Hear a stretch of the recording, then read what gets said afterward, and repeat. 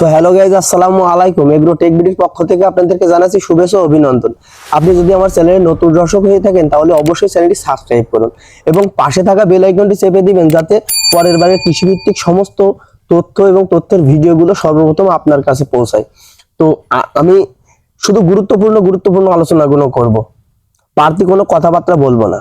তো যে আলোচনা করব সেটা হচ্ছে রমজান টার্গেট করে যারা শীতকালীন, মানে এই এবছরে তো রমজানটা শীতে এসে পড়ছে, তো শীতকালীন শশা যারা চাষ করছেন, তো শীতকালীন শশা চাষ করতে গেলে আমাদের প্রথমে সিলেকশন করতে হবে শীতকালীন জাত। শশার যেমন গ্রীষ্মকালীন জাত আছে তেমন শীতকালীন জাতও আছে। আবার আমরা চয়েস করার ক্ষেত্রে কিছু ভুল করি, সেটা হচ্ছে ফেসবুকে, ইউটিউবে বিভিন্ন জায়গায় দেখাচ্ছে অধিকতর ফলন, লাভবান হচ্ছে, এটা দেখে আমি কিনে নিলাম। না ভাই, ওই ভুলগুলো করবেন না, কারণ আপনার এলাকায় যেগুলা ভালো ফলন আসছে আপনি ওইটা ব্যবহার করবেন। তো এবারে এই কথায় যদি আসি, তাহলে আমি এবারে লাগাইছি আমাদের স্মার্ট বয় শশা। স্মার্ট বয় আপনি দেখতে পাচ্ছেন, এটা হচ্ছে স্মার্ট বয় এসআর কোম্পানির। তো এটা আমি অল্প সংখ্যক জমিতে চাষ করে দেখব। আমার এটা 4 কাঠা, মানে 6 শতক বা তার একটু বেশি টেশি হবে, এই রকমের জমি আমি চাষ করে এবছরে দেখতে চাচ্ছি। তো দেখতে চাওয়ার পরে আমরা এবছরে শীতের তাপমাত্রা এতই বেশি, মানে শীতটা এতই বেশি যে শীতের কারণে আমাদের গাছগুলা উঠতে পারছে না। মানে বয়স অনুযায়ী যে পরিমাণ বাড়ন্ত দরকার, যে বাড়ার দরকার, এরকম আমাদের বাড়তে পারছে না, কারণ রোদটা বেরোচ্ছেই না। রোদ না বেরোলে গাছের যে ভিটামিনের প্রয়োজন আছে, আমরা অবশ্যই জেনে থাকি যে শীতকালীন রোদে ভিটামিন ডি থাকে মানুষের শরীরের জন্য, ঠিক তেমনই গাছের শরীরের জন্য এই ভিটামিনটা প্রয়োজন আছে। তো রোদ বেরোচ্ছে না, যার কারণে আমাদের গাছগুলো উঠতে পারছে না, গাছগুলা থেমে আছে এবং মাথাগুলা হলুদ আকৃতি হচ্ছে।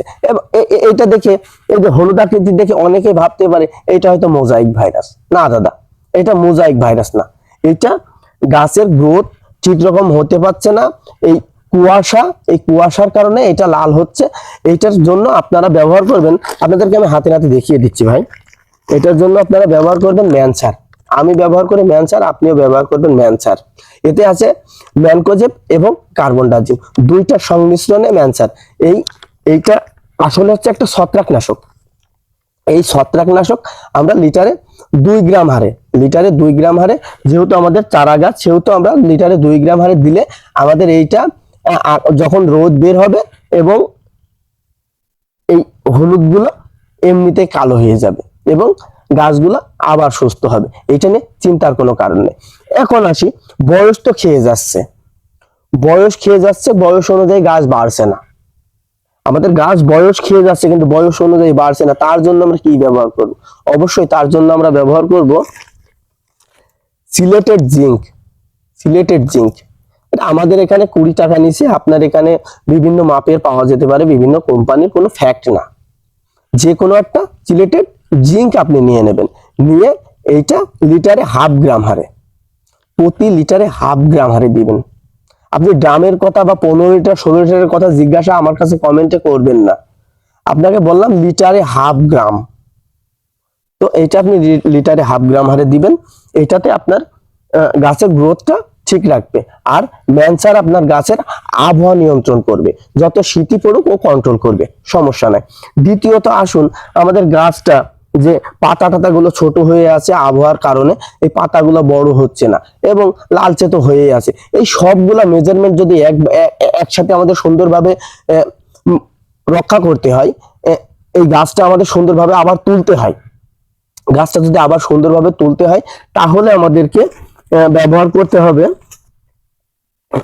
এই যে ভাই, এই ন্যাশনাল এগ্রো কেয়ারের এনএসি গোল্ড। এটা হচ্ছে পাতা কাণ্ড সবগুলো কালো এবং বড় করতে সহায়তা করে। আবহাওয়ার সাথে যুদ্ধ করে, আবহাওয়া যেরকমই হোক, এ সুন্দরভাবে আপনার গাছের পাতা কাণ্ডগুলো বৃদ্ধিতে সহায়তা করবে। তো আমি এটা নিয়েছি এনএসি গোল্ড। এটা আমরা লিটারে 1 গ্রাম হারে, এনএসি গোল্ড লিটারে 1 গ্রাম হারে।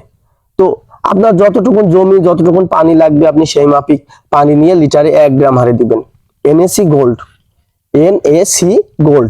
National agro care, NAC gold.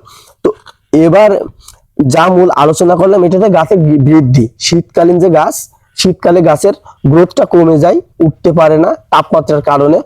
তো এবার আমরা গ্রোথ নিয়ন্ত্রণ যেহেতু শিখলাম, এবারে মূল যে কারণটা, মূল যে আলোচনাটা সেটা হচ্ছে পাতা কোঁকড়ানো।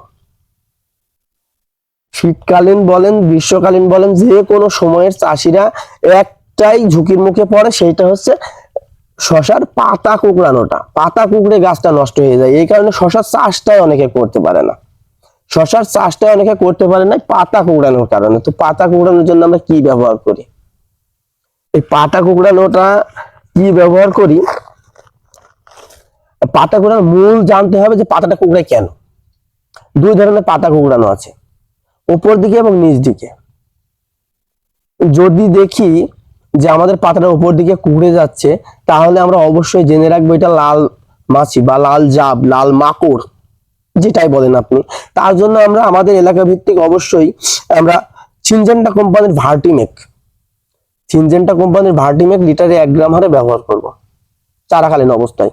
আমি অবশ্যই আপডেট দিব যখন বড় হবে, এর ধাপে ধাপে ধাপে ধাপে কতটুকু স্প্রে করা লাগবে, কি কি স্প্রে করা লাগবে, ফলনের জন্য কি, অবশ্যই আপনাদেরকে জানাবো। এখন লাল মাকড়ের জন্য আমরা ব্যবহার করব ভার্টিমেক লিটারে 1 গ্রাম হারে। লিটারে 1 গ্রাম হারে ভার্টিমেক ব্যবহার করব লাল জাবের জন্য, তাতে আমাদের পাতাটা কুঁকড়াবে না। আর সব থেকে যেটা বড় কথা সেটা হচ্ছে 12 মাসই আপনি ব্যবহার করতে পারবেন, শুধু এখন না। গাছের চেহারা এবং সবকিছু মিলিয়ে সব মানে A to Z গাছের সৌন্দর্যটা টিকানোর জন্য, গাছের যে সৌন্দর্যটা এটি টেকানোর জন্য, এবং রোদ বৃষ্টি যে কোনো সময়ে যে কোনো আবহাওয়ার সাথে যুদ্ধ করে গাছের গ্রোথ নিয়ন্ত্রণ থাকবে এবং গাছ তরতরে তাজা থাকবে, একদম থকথকে তাজা থাকবে, গাছের চেহারা নষ্টই হবে না। তার জন্য আমরা ব্যবহার করব প্রতি লিটারে 1 গ্রাম হারে অ্যালবা। এটা হচ্ছে শ্যাম্প লিমিটেড শ্যাম্প, বাংলাদেশের জন্য। এটা ইন্ডিয়ার জন্য আমি কোনো সাজেশন দিতে পারছি না, কারণ ইন্ডিয়ান কীটনাশক সম্পর্কে আমার এতটা ধারণা নাই যে আপনাদেরকে সাজেশন করব এটা না এটা ব্যবহার করুন। আমরা দুঃখিত দাদা ভাই, আপনার এইখানে আমি শুধু এইগুলা বলে দিচ্ছি যে আপনি এই বীজগুলা ব্যবহার করুন, কীটনাশকগুলা ব্যবহার করুন, আপনার জন্য আপনার এলাকায় যেটা পাওয়া যায় ওইটা ব্যবহার করবেন, সমস্যা নাই। এটা হচ্ছে অ্যাবামেকটিন তরল কীটনাশক, এখানে লেখা আছে অ্যাবামেকটিন তরল কীটনাশক। প্রতি লিটারে 1 গ্রাম হারে আপনি ব্যবহার করবেন। আপনি আপনার গাছের চেহারা যদি কোনোদিন নষ্ট হয়, আপনি কমেন্ট বক্সে আসবেন, আমার ডেসক্রিপশনে যদি নাম্বার দেওয়া থাকে সেখানে একটু কথা বলতে পারেন, সমস্যা নাই। তবে এই অ্যালবা আমাদের বাংলাদেশের বুকে সবজি চাষের জন্য একটি অন্যতম কীটনাশক।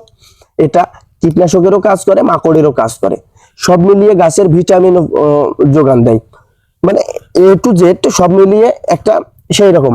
আমরা শুধু এগুলা এখন ব্যবহার করবে এগুলা, কারণ গাছ ছোট, অল্প মাত্রায় ব্যবহার করে গাছগুলা একটু তুলে নেব। তারপরে ফলনের বিষয়ে কি কি দেওয়া লাগবে না লাগবে আমি A to Z আপনাদেরকে জানাবো। আর আমি অবশ্যই কথা বললাম, তার ভিতরে যদি কোনো ভুল ত্রুটি থাকে অবশ্যই কমেন্টে আপনি জানাবেন, আমি সংশোধন করে নেওয়ার চেষ্টা করব, এবং আপনার ভুল হইলে সেটা আমি আলোচনা সাপেক্ষে আপনাকে জানাবো। এবং আমার কথাবার্তা যদি আপনার ভালো লাগে অবশ্যই একটা লাইক কমেন্ট করেই দিবেন। আর আবারও বলছি, যদি চ্যানেলে নতুন হয়ে থাকেন তবে অবশ্যই সাবস্ক্রাইব করবেন, কারণ আপনার একটা সাবস্ক্রাইবের জন্য আমি ভিডিওটা তৈরি করছি। তো আর কথা বাড়াবো না, সবাই ভালো থাকবেন, সুস্থ থাকবেন, আল্লাহ হাফেজ।